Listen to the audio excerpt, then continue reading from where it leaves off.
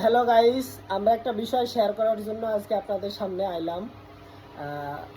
Share করার বিষয়টা হচ্ছে যে সেভেন আপটা আসলে এই যে সেভেন আপ সম্পর্কে আমরা আজকে সেভেন আপটা ব্যাখ্যা আসলে করব। সেভেন আপ ড্রিঙ্কসটা আসলে স্বাস্থ্যের জন্য অনেক উপকারী। যাদের আসলে বদ হজম হয়, যাদের খাবার হজম হইতে চায় না, আসলে তাদের জন্য এই জিনিসটা এত উপকারী ছিল যে তা বলার বাহিরে।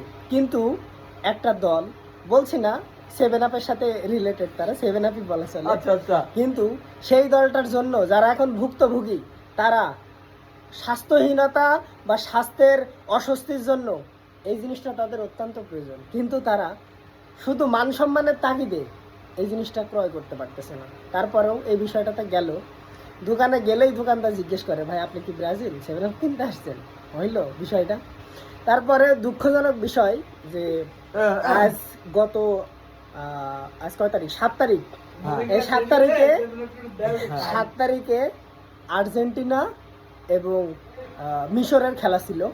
এই খেলায় প্রথম 2টা গোল দেওয়ার পর আর্জেন্টিনার একটু পতন দেখে মিশরের এরা যে মিশরীয় বাংলাদেশি সাপোর্টাররা যে পরিমাণ ট্রোল করছে, তারপরে ফেসবুকে নোট ফ্ল্যাগ দিছে, তার বলার বাহিরে। এমন মনে হয় যে আর্জেন্টিনাদের টিকা কষ্ট ভাই এই যে এই পর্যন্ত তারপরে আর্জেন্টিনা 75 থেকে 79 মিনিট পরে যে কামব্যাকটা দিছে, পরপর 3-4 মিনিট পরপর যে 2 গোলটা দিছে, এই গোল দেখে ব্রাজিলরা পলাতক সব। আমার রুমমেট একটা ছিল ব্রাজিল, সেই 11 মিনিটে 3টা গোল দিছে, 11 মিনিটে 3টা। পুরো মসজিদে পালাইছে।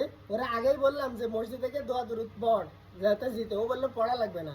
79 মিনিটের পরে ব্রাজিল ফ্যানদের গর্ত থেকে টেনে বের করা যাচ্ছে না।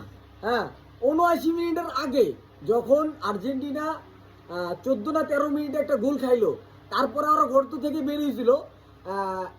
14 মিনিট থেকে শুরু করে 79 মিনিট পর্যন্ত ওরা বাইরে ছিল।